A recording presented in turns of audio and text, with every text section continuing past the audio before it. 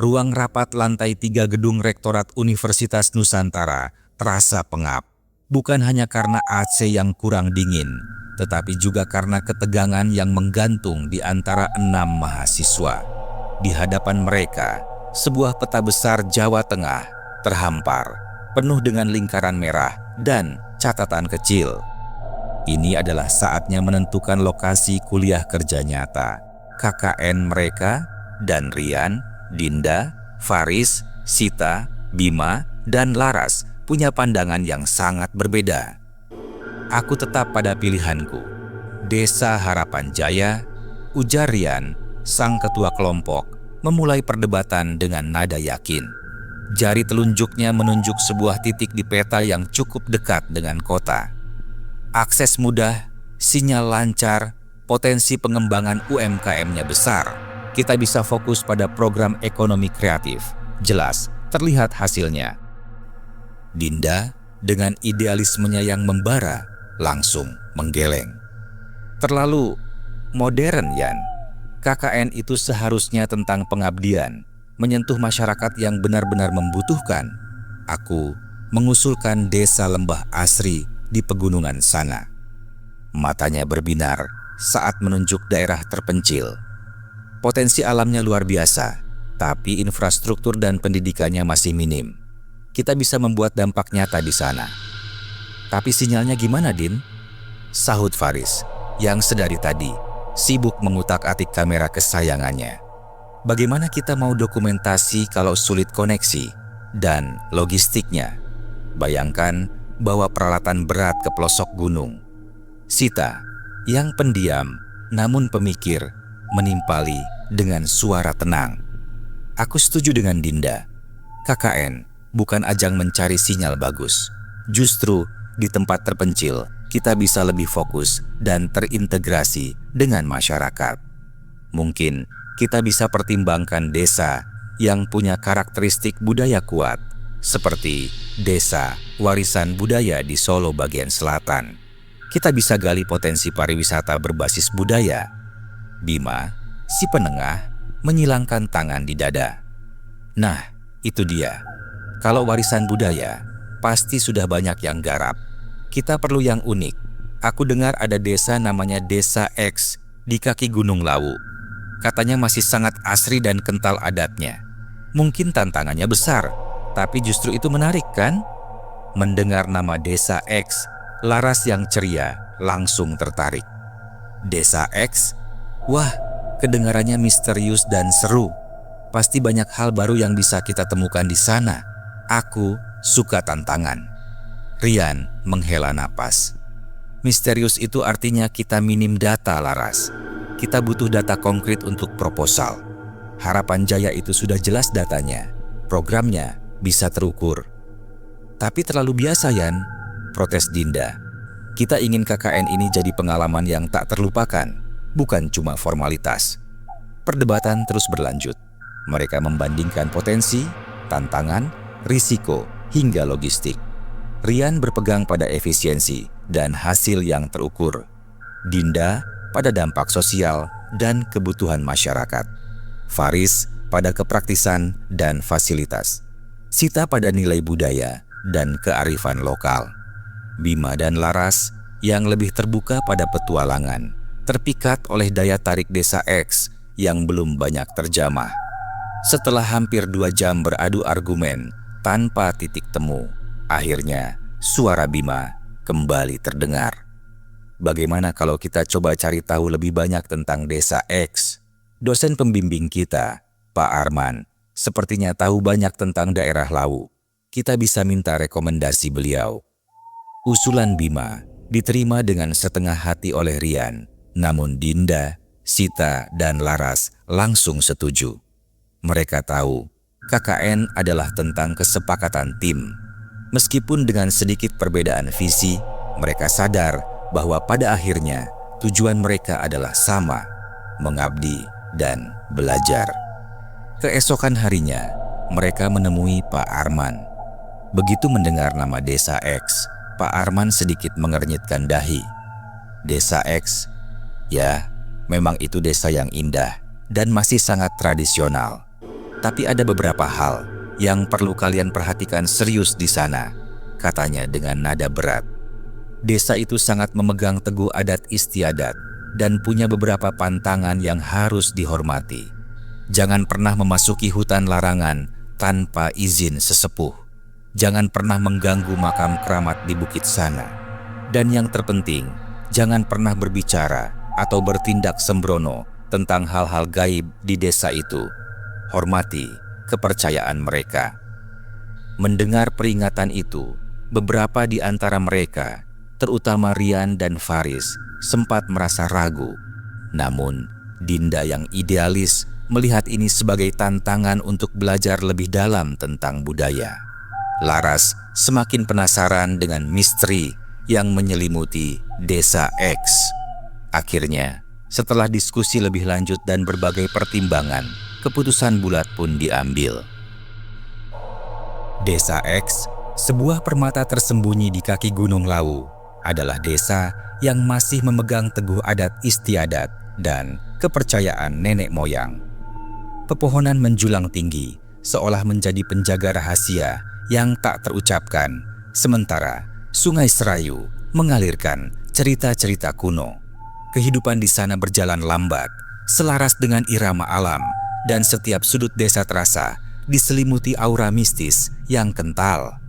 Tahun ini, 6 mahasiswa dari Universitas Nusantara, Rian, Dinda, Faris, Sita, Bima, dan Laras, memilih Desa X sebagai lokasi kuliah kerja nyata KKN mereka. Rian, ketua kelompok yang ambisius, ingin program mereka meninggalkan jejak yang nyata. Dinda, si idealis, terpikat oleh keindahan alam desa.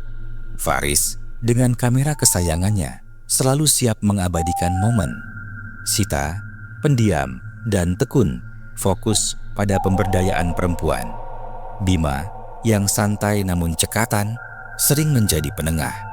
Dan Laras, si ceria yang mudah bergaul, cepat akrab dengan anak-anak desa. Sebelum tiba, mereka sudah diperingatkan oleh dosen pembimbing tentang beberapa pantangan di Desa X. Jangan pernah memasuki hutan larangan tanpa izin sesepuh, pesan beliau. Jangan pernah mengganggu makam keramat di bukit sana. Dan yang terpenting, jangan pernah berbicara atau bertindak sembrono tentang hal-hal gaib di desa itu. Hormati kepercayaan mereka. Keenam mahasiswa itu mengangguk paham, merasa bahwa mereka cukup dewasa untuk mematuhi aturan tersebut. Setibanya di Desa X, mereka disambut hangat oleh kepala desa, Pak Mardi, seorang pria parubaya yang bijaksana dengan sorot mata menenangkan. Pak Mardi dan beberapa sesepuh desa memberikan pengarahan awal. Di desa ini ada beberapa tempat yang sakral, nak, ujar Pak Mardi dengan suara pelan. Salah satunya adalah Sendang Widadari di tengah hutan larangan. Itu bukan tempat untuk bermain-main. Ada juga makam kuno di puncak Bukit Slamet. Kami mohon jaga tutur kata dan perilaku selama di sini. Mereka sekali lagi mengiyakan, merasa yakin bisa menaati semua. Program KKN mereka berjalan lancar.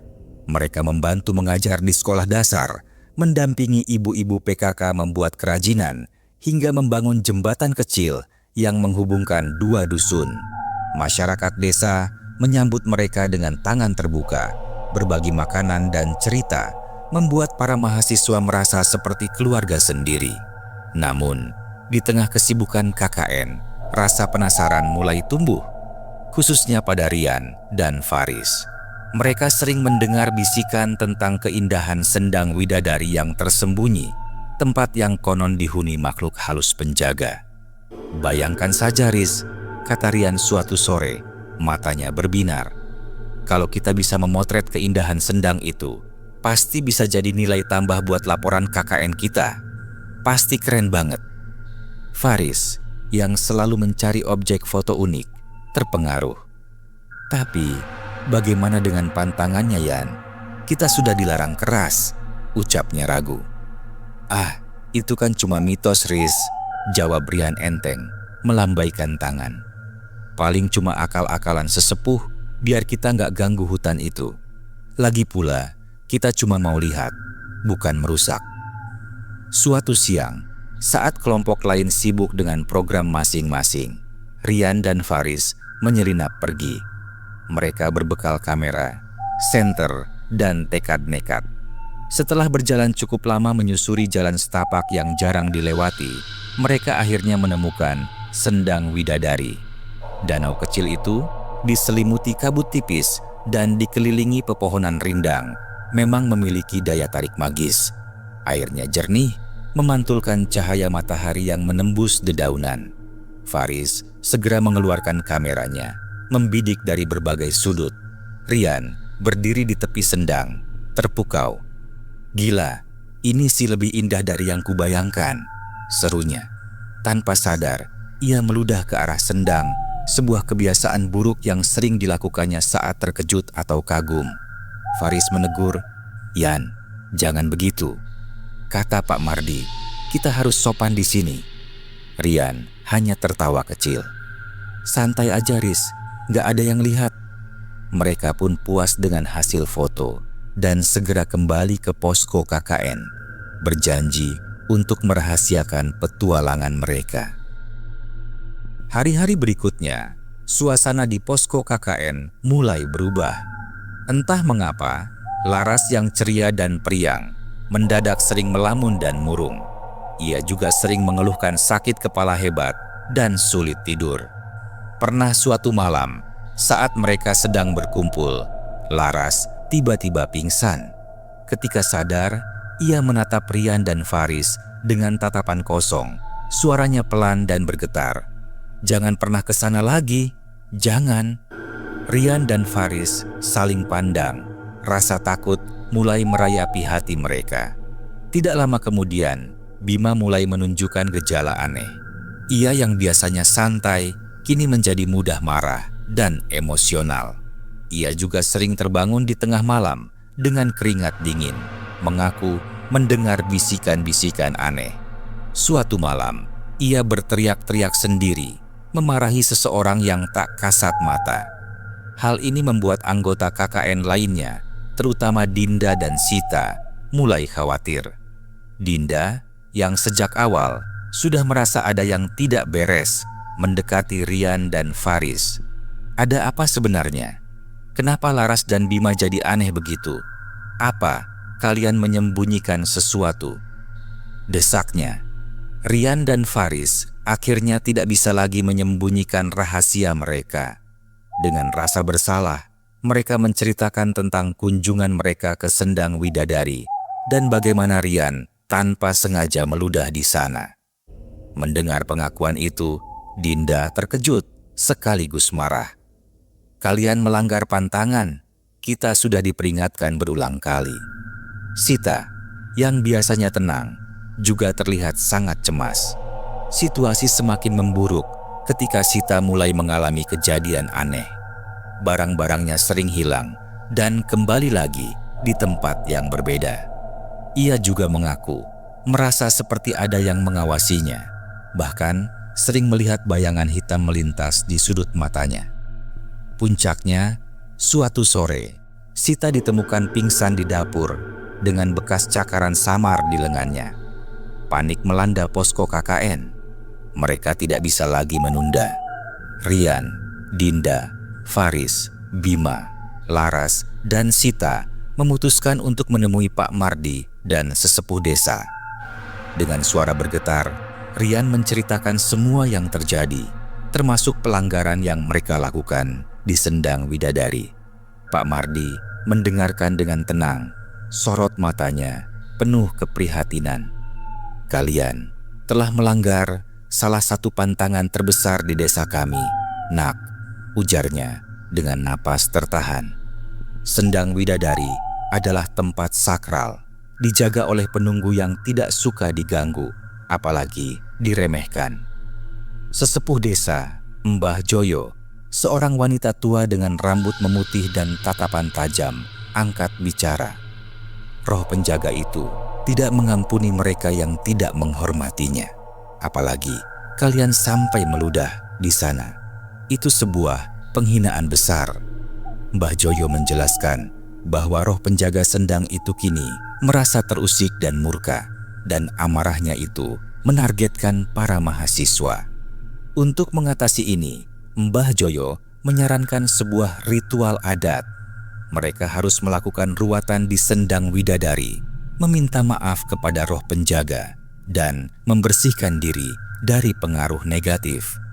Ini adalah cara kami untuk menenangkan kembali alam dan roh-roh yang kalian ganggu, kata Mbah Joyo.